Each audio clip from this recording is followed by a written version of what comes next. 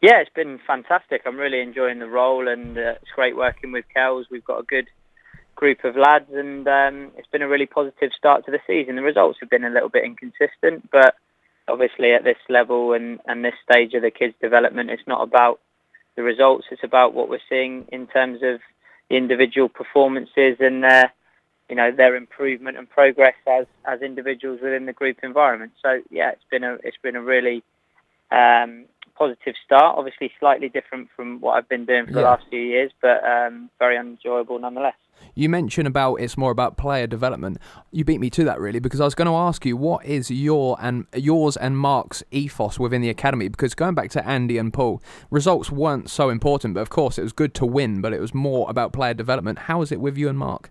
Yeah, of course, it's exactly the same. I think, we're all singing off the same hymn sheet. Obviously, we work closely with the first team management team, and it's really nice that they've come from the background that we're now working in, and they have a good knowledge of it, and they know the kids that are coming through the system, and they're very, very supportive of what we do. So, we're just sort of picking up where they've left off, but obviously putting our own sort of spin on it and looking to produce players for Andy's first team. That's the key. You mentioned that you work closely with the first team. I looked on Saturday at the formation, and Pompey played on Sunday in the exact same formation. It was the 4-3-2-1 formation. Yeah, that's right. We try and mirror the first team because it's important that if the lads are stepping up from our group to the reserves and then to the first team, what you don't want is that they've been playing in a completely different shape, completely different system, and then they're asked to go into the first team and do something completely different. So as much as we can, we try and mirror what the first team are doing, but also with one eye on making sure that we expose the players to different formations, give them different styles of play, different game plans, just so that they get, as I say, experiences and exposure to different situations, because that's ultimately going to help them develop. Over the years, we've seen the emergence of players such as Asmir Begovic, Gary O'Neill, Dan Butler, who's in the first team now, Jed Wallace as well, and recently Jack Watmore. Are there any players that you have your eye on that could potentially make that cut? Yeah, certainly. I think there's a few in our group, and certainly a few within the academy in the next few years. So it's going to be exciting to come and see them through. I don't want to put my put any names into the hat because I don't think that's fair on individuals and creating them, pressure situations for them. But there's certainly a few that we've got high hopes for, and I know that the first team management team are keeping their eye on one or two. So, we've got to keep working hard with them, and they've got to keep working hard because ultimately the responsibility lies with the player. It's always up to them how far they want to go. We can give them the tools to do that, but it's really comes from that heart, desire and drive within them to get to the top level, and we'll do our best to help them do that. And yesterday, Pompey Reserves beat Peterborough Reserves 3-2. You were away at that game as well. What does the reserve matches bring that in the past had been scrapped? What does that bring to the first team now? Well, I think for the first team, it's brilliant because it gives the injured players opportunities to play minutes that are coming back, or perhaps players that haven't been in the squad. It gives the first team management team a chance to look at them in a competitive game. And that means that they can hopefully force their way back into the squad or show that they're match fit and ready to go. And obviously from our point of view with the youth team, it means that the youth team get an opportunity to play with the first team players, to come up against other first team players that may be recovering from injury. And it gives them a test of senior football, which is obviously a completely different level. So it's a really nice progression because what we're looking to do throughout the academy is really challenge the players within the age groups. So we're looking to push 14s into 15s, 15s into 16s, 16s into 18s, 18s to reserves, and then of course reserves to first team is the big jump. So we're looking to increase the challenges all the time and try and progress those kids through, because that's ultimately where they need to be if they want to be a pro. Last season, Pompey, they done rather well in the FA Youth Cup until the game against Southampton, which we won't mention because we might offend the listeners listening in. I do remember hearing about that, yeah. But regarding these matches, they're played at first-team venues. What does this do for a young player's confidence? Listen, it's all the lads talk about, the FA Youth Cup. They can't wait for the draw, can't wait. I think it starts the 5th of November. And it gives them an opportunity, as I say, they're all dying for a home draw. They all want to play at Fratton Park, and that's just a fantastic experience for them to do that. And as you say, it had a great run last year, and hopefully we can emulate that sort of run this season. And like I say, it's a competition that everyone within the academy looks forward to, because you do get that opportunity to play at the park, which is great for anyone. If we look at the Tifosi campaign then, Mikey, which was absolutely fantastic, there were 60 days there. People such as Gianluca Vialli supported the campaign, and in the end, 270k was raised. What's your reaction to that the fans once again have pulled together?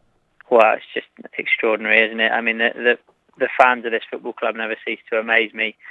To set the challenge of receiving that vast sum of money in such a short period of time, and asking the fans to dip into their pockets, as obviously they have done over the last couple of years, to get the club back to a level and back running safely and securely. Just for them to invest that sort of money in the academy is just astounding, and I truly believe it wouldn't happen at any other football club. And it really, really sums up what this club's about. The passion within the city for the football club is incredible, and as I say, I think it's unrivaled in this country. You mentioned about the passion in this city, and you feel that no other football club could achieve such a thing. The City of Football bid will be revealed soon who is going to be chosen. In your right mind, is Portsmouth the obvious choice? It's got to be, hasn't it? I mean, we did our bit. We went down to the city, and it was a great atmosphere, great environment. We had a bit of a kick around in the tournament. I was fortunate to play with some Pompey legends such as Mark Kelly and Mark Chamberlain and Paul Hardiman. So, that was exciting times, and we managed to win the tournament as well. You better put that on record. Well done there. To make sure we beat all the other teams, so we should probably put that on record. So Mikey Harris there beat the other teams. What was the score? No, we played 3 little exhibition games, and as I say, we had a 100% record. I just thought I'd get that in. Some great Scott Green and Mark Chamberlain combined for a fantastic goal for a winner against the Navy. So, I'm surprised it didn't make the back page of the news, to be honest with you. But no, listen, for me, the City of Football, it has to be Pompey. I know you've got Manchester and Nottingham in there, but Manchester, for me, are they red? Are they blue? You got Man United, you got Man City, Notts Forest, Notts County. There's conflicting teams in both cities. For us, it's Portsmouth all the way. We all know what we are. We're blue. Everyone's together. So for me, it's an easy option, easy choice. Congratulations on that win, by the way. I'll give you a pat on the back on at Saturday's game. It wasn't all me. It was the Pompey legends pulling out, rolling back the years. Well done to you all. But anyway, just moving on here then, Mikey, let's just take a look at yourself. You used to manage Salisbury City, who in recent times have been troubled by finances. How was it what was the experience like at Salisbury? Well, it was an unbelievable experience for me, to be honest. I was given the opportunity to be assistant manager in the conference at the age of 23. And at that point, I made the decision to stop trying to forge a playing career, and I took the job next to Tommy Widrington, and we had a great couple of seasons in the Conference Prem, and then Salisbury suffered its first bout of financial issues, and we got relegated two divisions, and myself and Darryl Clark took over with Darryl, who's now obviously Bristol Rovers manager. He took over as manager, and I continued in my role as assistant, and we had 3 great seasons, achieving 2 promotions and a 3rd round of the FA Cup in the middle season. And when Darryl moved on to Bristol Rovers, I got given the opportunity to step up to the job, which at the age of 28 was always going to be difficult and was always going to raise a few eyebrows. And it was a tricky start. I lost my first 3 games, and it was a little bit of a worrying time, obviously, in the first week or 2, but we managed to bounce back. I had a fantastic squad of players who worked incredibly hard for me and for the football club, and we had some really good times. We managed to reach the 2nd round of the FA Cup last season. We were in and around the playoffs right until the last stages of the season, and obviously I was looking forward to kicking on this season and trying to build and push for a playoff space, but it wasn't to be. There's been a lot of issues there in terms of the ownership and the future of the club, and it's far too much for me to go into now, but it was very, very disappointing because obviously I'd just got a bit of a taste for management. But, they say everything happens for a reason, and the opportunity to come back to Pompey and work with the boys here has just been it's been fantastic, and it's one I'm really enjoying. You moved from Salisbury to Portsmouth, as you mentioned, to the Pompey Youth team. Were you contacted first, or did you apply for the job yourself? Well, I got in contact with Andy, and he said that there was a possibility that the youth team role would be coming up. Obviously, nothing was sort of finalised in terms of whether Paul was going to move up to the first team and which roles were going to be filled in the academy. So we had a lot of sort of casual conversations, and then I applied for the job. I went for an interview, and fortunately I got it. So as I say, it was great to come back to Pompey and work with the lads, because it's a great group of staff, great environment that Andy's created, and it's a really, really positive place to be at the moment. Are you ever looking to possibly go back into first team football and potentially one day down the line be first team manager of Portsmouth Football Club? Well, listen, I'd love to be a manager again one day. Of course I would, but I'm 29 years old. I've got plenty of time for that, and for me, my focus is solely on producing players for Andy's first team, and I'm sure that Andy will be an incredibly successful manager. I'm sure he'll take the club through the leagues.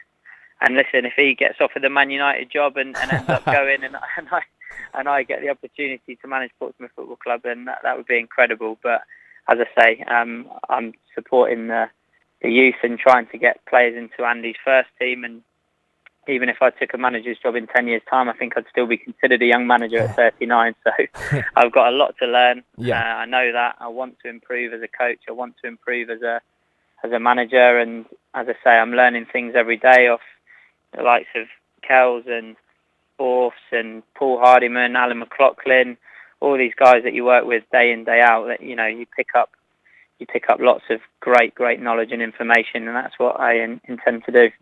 Lastly, Mikey, what's your message to any Portsmouth fans listening in this evening? Certainly that if they get the opportunity to come and watch the youth team play, there's some bright young players in that. I'd obviously like to thank them on behalf of the whole academy for all the money that's been raised with the Tifosi campaign. We'll make sure it gets put to use with the training facilities, and I think the future's really, really bright with the academy, and I hope that we can produce some more players for Andy's first team.